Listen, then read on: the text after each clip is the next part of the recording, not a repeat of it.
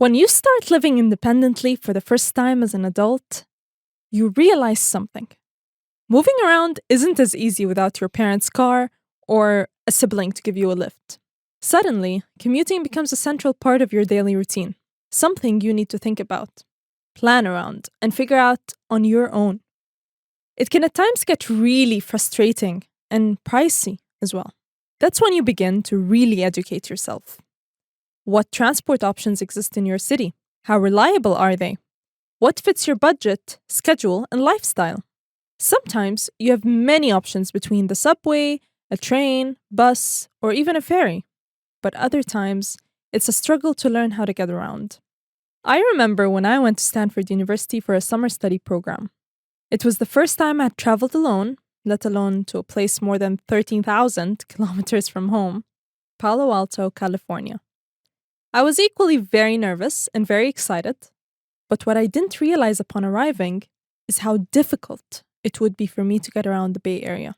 I didn't have a car, so I had to discover the public transport system in the area, which had a very specific schedule and timing that somehow hardly fit with my own schedule and took a large chunk of time to just get around. This made it very difficult to go anywhere without an Uber, which was really not budget-friendly. More than that, the weather was great and most people were just renting bicycles and cycling to their destination. But since I don't know how to ride a bike, embarrassingly, I couldn't do that. I remember how walking to class at times took 30 minutes because Stanford is huge. Or how my friend and I were in the city once and wanted to hail a taxi to go home, but realized there are none to hail. And we had to order an Uber. Except none of us had phone data, so we walked the hour and a half back home. I laugh looking back at these memories now, but at the time, it was really frustrating. I'm Hala Nasar, and this is How to Adult, a podcast from The National where we figure out the life skills nobody taught us. In today's episode, we're getting perspectives on moving around the UAE without driving. We'll first hear from a fresh graduate in Dubai who moved to the country 6 years ago for study. She's used everything from buses and metros to ferries. She will explain how this has given her the freedom to explore the city and, at the same time, save money. We then hear from Martin Tillman, a transport planning expert who explains key concepts young adults need to know, from choosing your neighborhood based on transport accessibility to autonomous vehicles and the much-anticipated mega railway project, Etihad Rail. To understand what it's really like navigating the UAE without a car, I spoke to someone who's been doing just that. Jannatul Firdaus is a 27-year-old, freshly graduated student of Law and International Relations from Middlesex University in Dubai. With no car of her own, she's embraced the city's public transport system. Janna, thanks for joining me today. I want to know, how has it been like commuting around the UAE using public transport since 2019? So this is coming from someone who, like back in my home country, we don't have very strong public transportation infrastructure. So I've literally been babied by my family my entire life. You cannot go anywhere without car. You cannot go anywhere without someone accompanying you. So to come here and get that freedom, and nothing comes close to like how clean UAE public transportation is. So I think I would say in a short summary that it gave me freedom to be able to travel on my own. That's really inspiring. I think that's what a lot of people want when they move to somewhere new or move to a new city for a job. The transportation thing can be very stressful for someone who doesn't have a car. So what are some of your best experiences in the UAE's public transport, or specifically Dubai? So, for example, I used to travel to UAE before I moved here permanently. And back then, we just knew a little bit that you need to go to a metro station and that's it. From the metro, you grab a taxi and you go wherever you want. Mm-hmm. But once I moved in, I got to know more about the bus system. And honestly, I prefer using the bus more than the metro sometimes because maybe I'm a bit dramatic, but I like to reflect. Okay. So like stare out the window and think about your life choices? Yes. And putting on my headphones and getting lost into the music. So I think for that, I really preferred buses, especially like the long routes. For example, from my house, I mainly use public transportation for university reasons. So I used to take the longer route instead of taking short routes, unless Mhm. if I had like some emergency for which I needed to go somewhere quickly. And I think that was really nice. And some of the buses really do have like scenic routes. So you found the bus routes here in the UAE and specifically Dubai to be very Yeah. inclusive. Yes. Okay. Have you only traveled by bus mainly?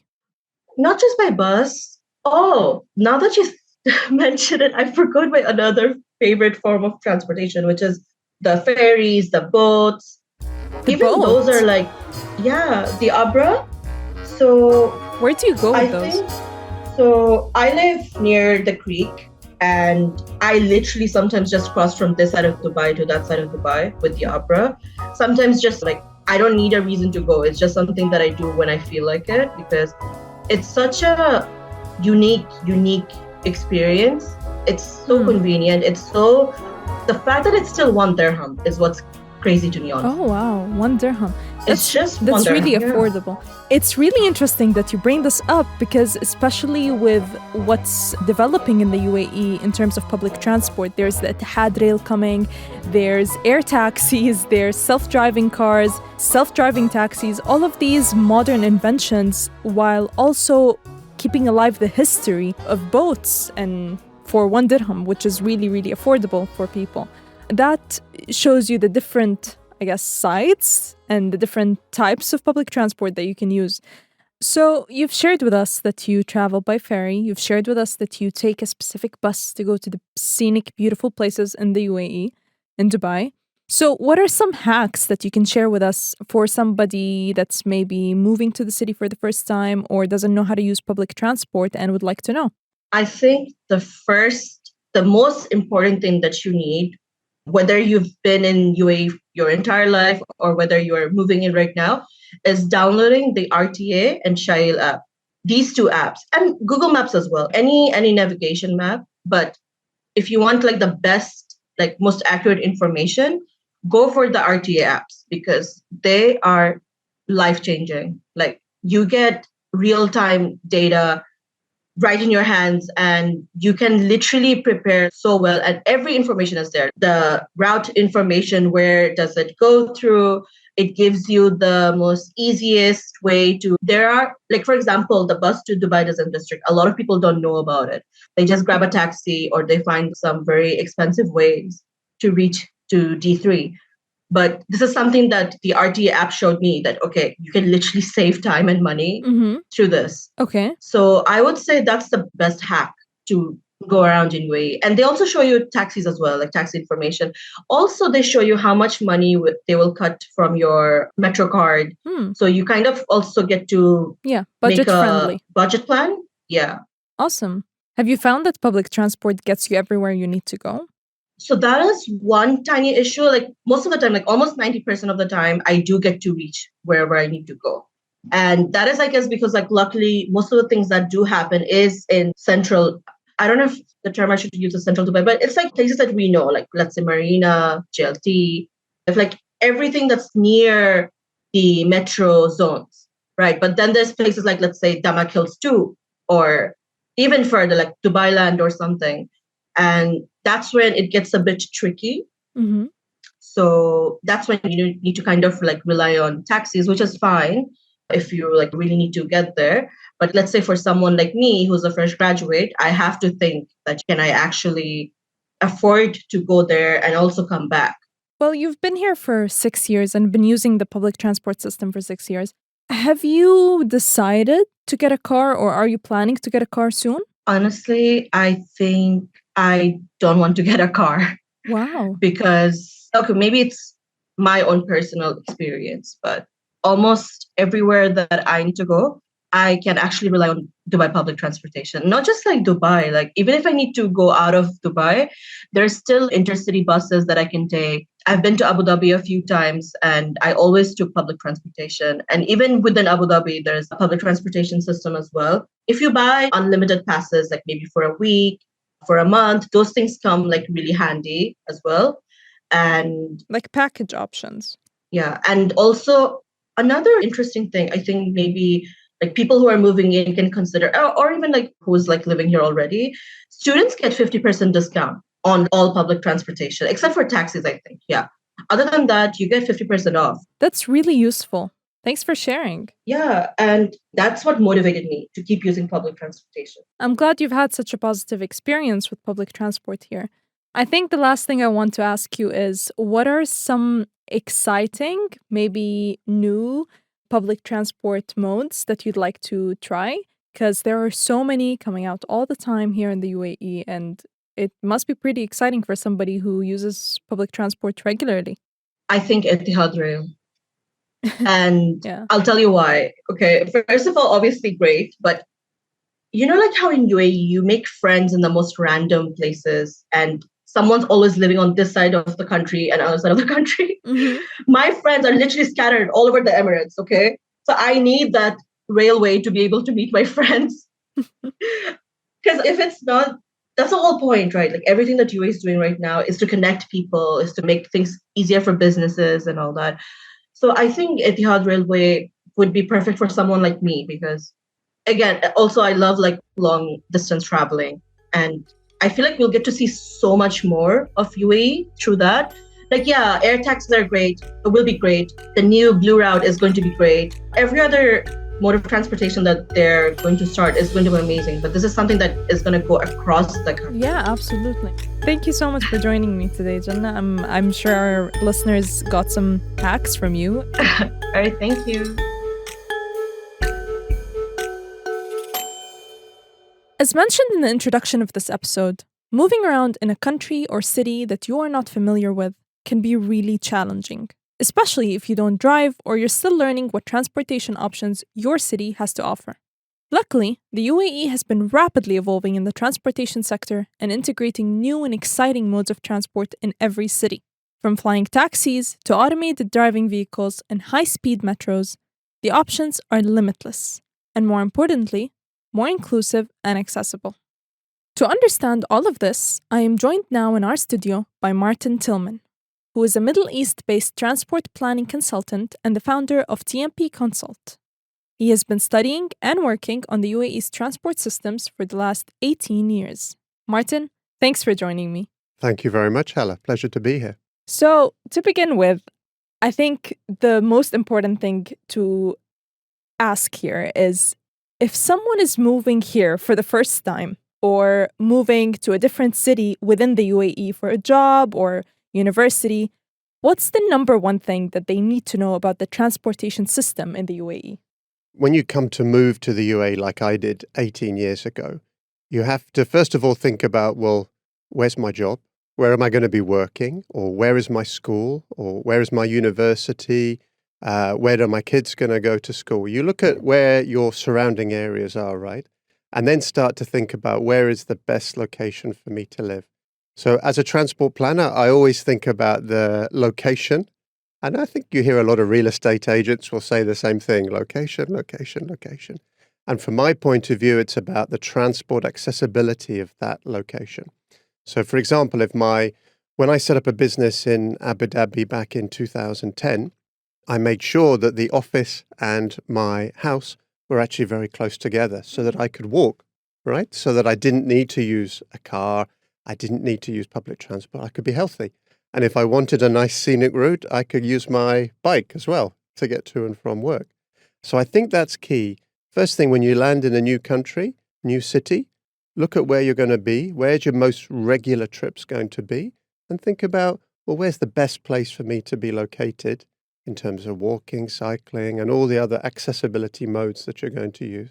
I like that. That's practical advice because I tried both sides of that coin and it was really tough to drive for long periods of time. Yeah. It does a huge toll on your body and mind as well. Absolutely. Dreading it, the traffic, all of that.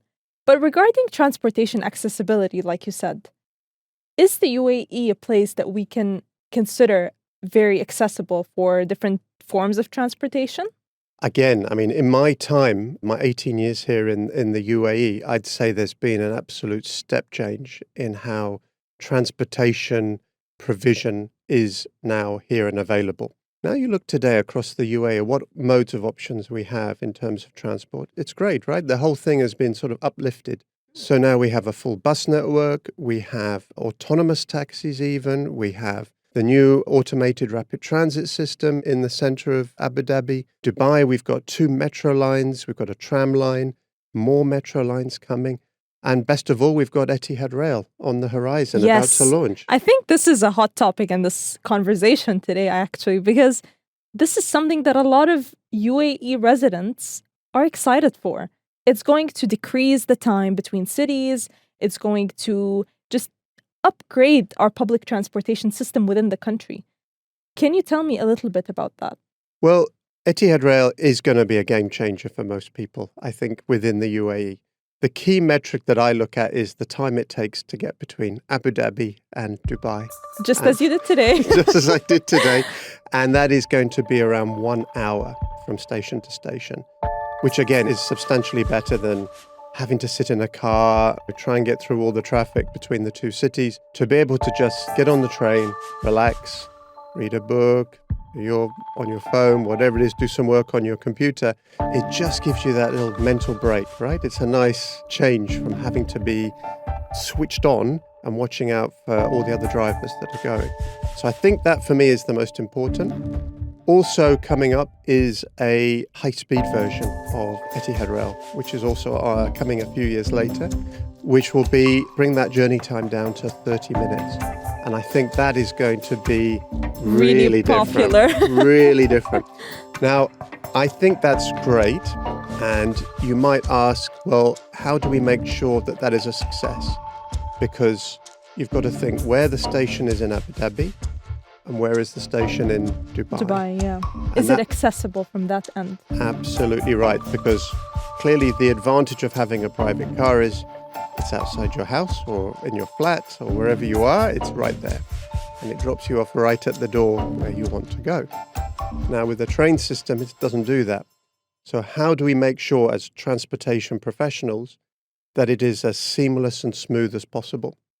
And one of the key ways to do that is called transit-oriented development. We call it TOD for short. And that is where you intensify the development around train stations. So good examples of this would be in Hong Kong, for example, where all of the stations have very intense development around them. In fact, they make huge profits by having the developments centered around the stations. Other examples might be Singapore, and London, of course, has got plenty of examples like Canary Wharf, where you've got your transit hub, and then you've got the very intense development above it. Basically a transportation hub around the most popular areas as well. Yes. But regarding the public transportation system in the UAE, it's seen such an upgrade in the last few years. Do you think that people now abroad would be more inclined to come here, seeing as this transportation system is becoming better every day, as compared with public transportation systems around the world? I think people expect it. I think people expect the transport systems in their home countries as a minimum to be replicated here in the UAE. So when people come here, they don't necessarily rush to rent a car, for example. They would try to use the public transport system as they would do in their home countries. So I think that is absolutely there. And I think the publicity that the UAE is so good at in promoting the country and all the attractions here, I think they're also as good as promoting all the transport systems that go with it. And I think that's really helping to bring a joined up view of the UAE to the world. Yeah, I see that totally, especially with all the inventions every other day here. But I think if somebody is moving here, let's say, or between cities, do you think that they can survive moving around without their own car, just using the public transport? Let me put it another way around. How many people here in the UAE do you think have access to a car, and how many can't afford a car, don't have the ability to drive, maybe the mobility impaired? There's a large proportion of people, they don't have that choice. It's a luxury to have a car. Sometimes we forget, right? So for those people, we need to make sure, first of all, that transport is accessible for everyone, regardless of income level, regardless of social background, regardless of where you are. There should be a provision, an equity of transportation access for everyone. That's sort of my starting point where we would start the planning. And then once you've got the base network in place, it's then about, well, who's going to use it? Is it convenient? So for you, is it convenient for your next journey to use public transport rather than driving? And the more we put that network in, the more possibilities we have of attracting people to use public transport.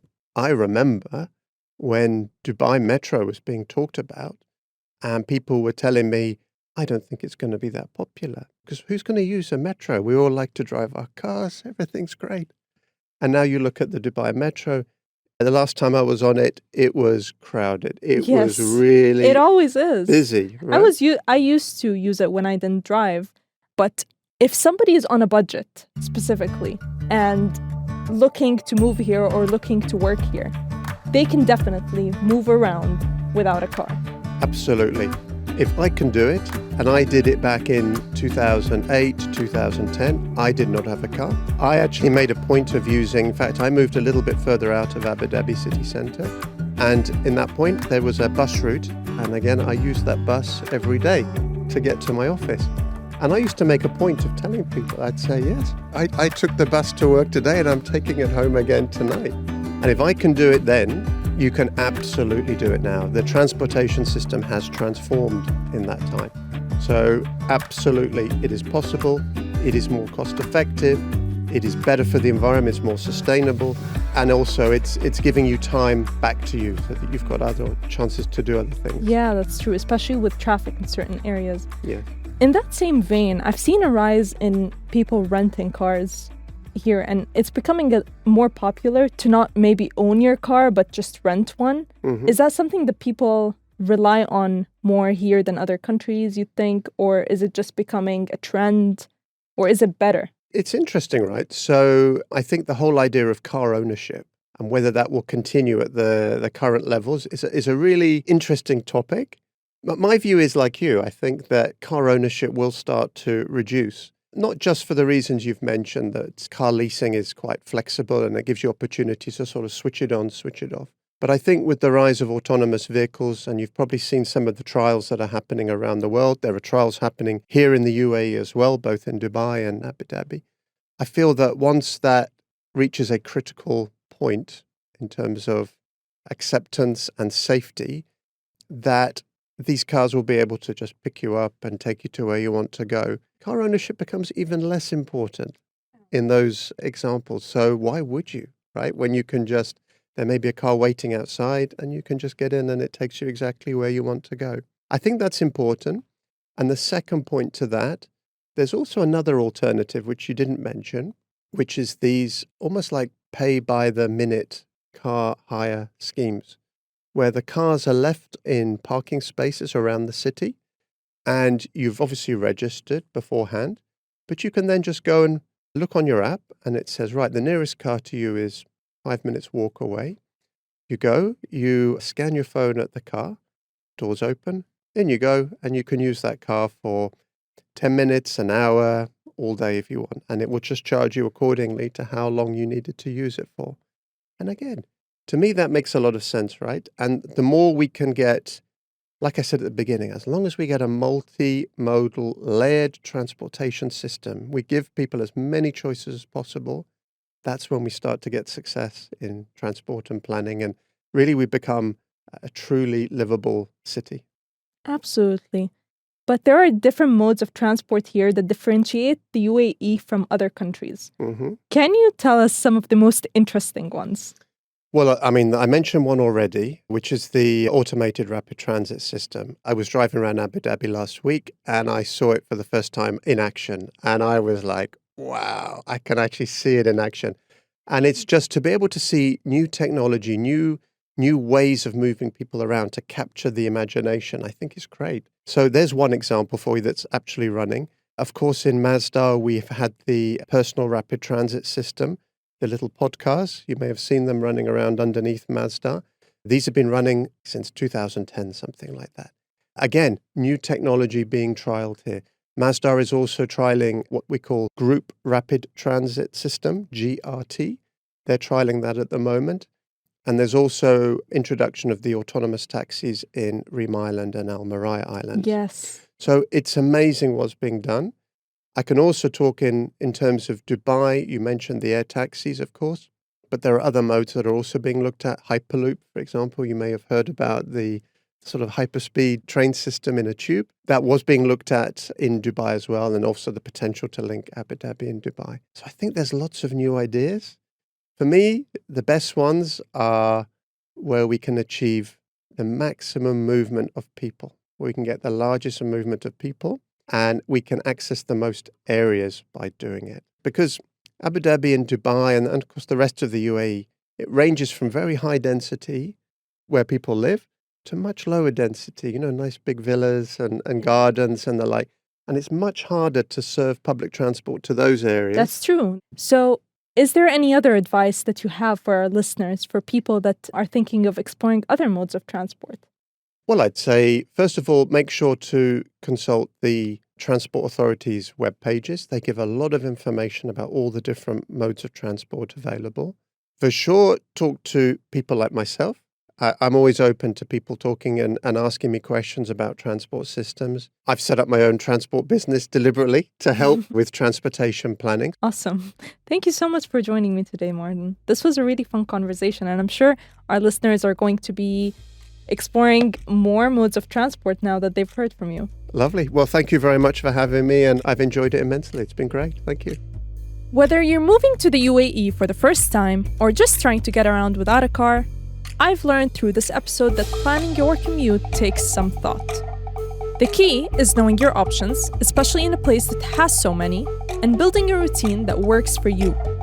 I hope you found this episode helpful, and if you liked it, please share it with a friend and leave us a word so we know we're doing well. Before we wrap, a quick heads up. How to Adult will be taking a short break, but we've got something special planned while we're away.